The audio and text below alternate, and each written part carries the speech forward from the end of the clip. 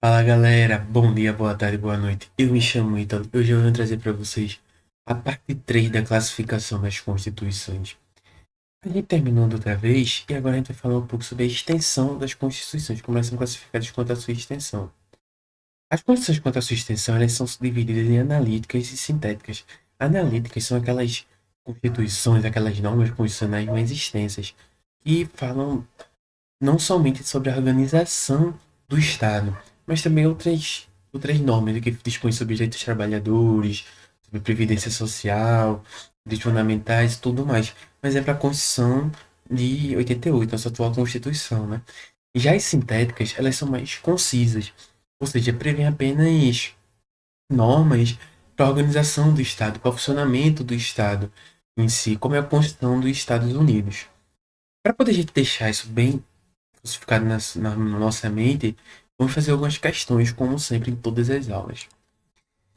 Na primeira questão, temos aqui o seguinte: qual a principal característica das normas analíticas?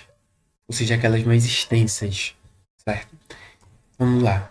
Na primeira alternativa, ela fala o seguinte: elas são concisas, ou seja, aquelas que são concisas está escrito aqui. O que é concisa é o quê? Sintética. Então, primeira alternativa, a gente já vê o seguinte: quando ela fala de concisa, já relaciona sintética, resumida, a tudo isso. Então, essa aqui desde já está excluída, mas vamos analisar ela. Elas são concisas e abordam apenas os princípios fundamentais do Estado. Falando de quê? Das constituições sintéticas, não analíticas. Né? A alternativa B, ela fala o seguinte: elas são extensas, uma das características da normas analíticas. Vamos lá. Tratam de matérias além da organização básica do Estado. Uma retratou, né? Retrata exatamente as normas analíticas. Então, alternativa correta. A letra C fala o seguinte: elas são específicas para um único princípio do funcionamento do Estado. Não é isso que é analítica, né? Ela é extensa. Ela traz vários princípios, diversos princípios. Então, alternativa também incorreta. A letra dela fala o seguinte: elas versam exclusivamente sobre a organização do poder executivo. Também não, né? Além de que fossem sintéticas, elas versam sobre a organização do Estado e não do poder executivo. Não é exclusivamente do poder executivo, certo? Elas versam também sobre o poder executivo, mas não exclusivamente. Então, alternativa também incorreta. Não é nem analítica nem sintética. Segunda questão, ela fala o seguinte: o que distingue as normas sintéticas das analíticas? Como a gente viu agora há pouco, as sintéticas são mais concisas. Isso fala somente daquilo que é necessário para organizar e funcionar o Estado. Já as analíticas são mais extensas e dispõem sobre várias normas, diversas normas, além da organização do Estado. Na alternativa A, ela traz o seguinte: as normas sintéticas são extensas e abordam muitos temas. Essa aqui é uma característica de quê? Das normas analíticas e não sintética. Alternativa incorreta. Na alternativa B, ela fala o seguinte: as normas sintéticas são concisas. Né? Primeiro ponto correto. E versam sobre princípios e regras gerais do Estado. Certo ou errado? Certo, né? Vamos lá. Na letra C, ela fala o seguinte: as normas sintéticas são apenas, isso aqui, apenas, único, exclusivamente, muito erro acontece isso, certo? Vocês forem fazer provas de concurso, quando tiver essa alternativa, muita atenção. Apenas, única, exclusivamente. Porque ela fala o seguinte: as normas sintéticas são apenas sobre organização do poder judiciário. Elas versam também sobre a organização do poder judiciário, mas não apenas sobre isso. Elas versam sobre a organização em geral do Estado.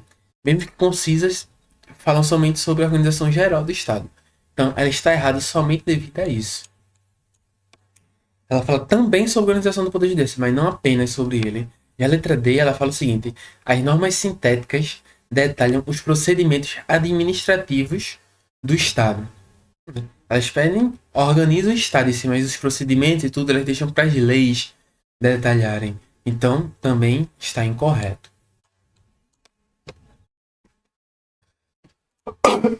Perdão. Vamos lá. Eu trouxe aqui para vocês o seguinte: e-books gratuitos. Aqui não tem captação de lead, não é nada disso. Você só vai clicar e vai baixar. Ele não tem um procedimento de você botar e-mail, nada disso. somente você clicar e baixar, para que você acompanhe essas aulas junto comigo. Por quê? Esse livro aqui fala justamente sobre isso. E é gratuitamente. Você pode baixar ele aí, acompanhe as aulas lendo ele. É um e-book, é simples, é resumido e vai trazer para você o que você iria aprender um período inteiro, vai trazer para você em alguns minutos você ler ele. Então vai agora e baixa ele. Vamos lá. Esse outro aqui é e-book, fala sobre o constitucionalismo, as aulas passadas que a gente vem tendo. Você deve assistir antes de assistir essa aula, no seu curso completo. Ele serve para poder você iniciar o estudo sobre constitucionalismo e a Constituição em si, e depois você passa para esse. Né? São dois e-books gratuitos para você baixar aí agora. Outra coisa, como é que eu vou baixar esses e-books? Vai no meu Instagram, o link também tá aí na descrição. Você vai lá, consegue baixar esses e-books, acessa, já segue também no Instagram, se inscreve aqui, deixa o like. E, inclusive, eu quero que você faça o seguinte, deixa um comentário aí embaixo falando classificação das constituições com o foguetinho. Para mostrar que você está acompanhando essas aulas e criar um compromisso social com todos os alunos do IGP e comigo de que você está acompanhando e vai estar nessa jornada até o final. Eu quero ver seu nome nessa jornada até o final, do começo até o fim desse curso de Direito Constitucional. Então deixa aí para que você é um batalhador e está estudando para concurso, vai passar na sua faculdade, para o seu trabalho de faculdade. Vamos lá, certo? E caso estiver sobrando dinheiro, caso você estiver estudando para um concurso que é uma coisa mais aprofundada, tem um e-book para você aí também na descrição do vídeo. Vai lá no meu Instagram, tem e-book vendendo. É menos de R$ 10. Você pagar R$ 10.000 aí, R$ 6.000 num período inteiro de faculdade, e com R$ 10 você vai ter o assunto do período inteiro. Tá esperando o quê? Vai lá e compra. Não tô dizendo. Ó, se não for necessário, você compra somente. Vai adquirir somente o e-book. Gratuito. Mas se você tiver aí sobrando R$ 10, que é muito difícil uma pessoa não ter, mas eu quero democratizar e tô liberando esses e-books gratuitos. Se você quiser o mais extenso, mais detalhado, adquire ele por R$ 10. Menos de R$ 10, quer dizer. Não é nem R$ 10. É. Vai lá, adquire logo. Porque esses e-books vão ir aumentando de preço. E eu quero democratizar esse direito de forma contínua para todo mundo. Então baixe esse e-book, adquire e-book e tudo mais. Vamos agora quanto à finalidade das constituições. As condições quanto à finalidade. Elas podem ser o seguinte: garantistas têm um balanço ou dirigente. As condições garantistas, elas buscam apenas limitar o poder estatal. Ou seja, são aquelas que vieram durante o século XVIII e XIX, lá no constitucionalismo moderno, né? Como a gente estudou. São aquelas constituições abstencionistas, ou seja, elas garantem os direitos dos cidadãos apenas caso o Estado venha ter uma arbitrariedade, né? São aqueles direitos de primeira dimensão, aqueles direitos que vieram com os movimentos liberalistas de Rousseau e Montesquieu, da Revolução, né, americana, Revolução Francesa, como a gente estudou no constitucionalismo moderno. Essas constituições são garantistas. Certo? Outra finalidade das constituições é de balanço. Essas constituições de balanço, elas são mais presentes em estados socialistas. Por quê? Porque elas buscam regular o que está acontecendo ali naquele momento. Elas são de fácil modificação. Ou seja, para poder você alterar ela, não precisa de um movimento tipo de emendas constitucionais feito a gente tem aqui no Brasil. Elas são mais simples de serem alteradas, são mais flexíveis. Por quê? Porque elas buscam manter a ideologia, uma ideologia de pensamento, certo? Então, um exemplo disso são a União Soviética, né? As constituições da União Soviética, as normas da União Soviética. Por quê? Porque lá existia um movimento socialista que visava garantir os ideais marxistas da época. Então, essas constituições precisam estar alterando para poder dar resposta ao que a sociedade está pedindo ali naquele momento e perdurar essa ideologia por todo momento. Então, essas são chamadas constituições de balanço. Por quê? Porque visam garantir uma única ideologia e são mais presentes em estados socialistas. Já as dirigentes são aquelas normas que visam o futuro, certo? São normas que visam garantir o futuro, que visam o dever ser. É um exemplo na sua Constituição de 88, né, que possui normas programáticas, que traz aquelas normas sociais, né, que são aquele constitucionalismo social, que traz aquelas normas que visam uma maior igualdade. Esses direitos sociais, para eles serem garantidos, deve ser uma perspectiva futura. Então, por isso que é chamada de dirigente, porque elas visam, são normas que visam o futuro, programáticas, certo? Vamos lá fazer as questões. Em relação às questões quanto à finalidade, a primeira questão traz o seguinte: as condições de garantia são sintéticas. Realmente, galera, as condições de garantia são sintéticas, porque elas são criadas ali somente para limitar o poder estatal, como a gente falou, né? Elas são sintéticas e têm como principal objetivo garantir a limitação do poder estatal, sem fazer opções de política social e economia. Isso daqui trata o quê? Direitos sociais, né? O constitucionalismo social. Essa alternativa está o quê? Correta. A segunda questão traz o seguinte: as constituições do tipo balanço têm um viés voltado para o futuro e buscam alterar a sociedade a partir de regras programáticas. Essa característica é de que tipo de constituição? Das constituições dirigentes, né? Então, não é de balanço. De balanço busca manter aquela ideologia em si, né? Principalmente ali na União Soviética, marxista e tudo mais. Essa alternativa aqui está incorreta. Vamos lá. Terceira questão.